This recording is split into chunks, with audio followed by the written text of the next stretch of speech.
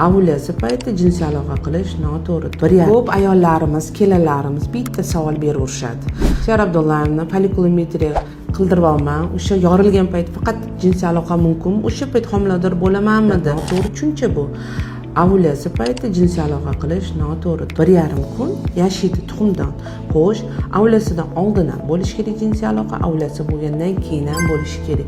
Chunki ovulasi qaysi kun bo'lganini, misol uchun kechqurun bo'ldimi, yarim kecha, kunduzi bo'ldimi, uni aniq siz bila olmaysiz. Faqat UZIda folikulometriya qilganda sizda folikul yorilgani sariq tana ko'rilsa va orqa dugusda suyuqlik bor bo'lsa, o'shanda sizni UZI diagnostika zaключение sizda ovulasi deb aytiladi. Lekin ovulasini kutib jinsiy aloqa qilmaslik bu noto'g'ri.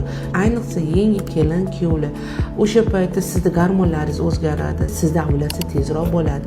Agar siz faqat miyangizda ovulasi kuningizni kutib homilador bo'lishim kerakman desa, bu noto'g'ri signal berasiz va gormonlaringiz noto'g'ri ishlab ketishi mumkin. Yoki sizda ovulasi ham bo'lmasligi mumkin. Shuning uchun ayollar faqat ovulasini poylab kutmasdan jinsiy aloqani muntazam, regular bo'lib turish kerak.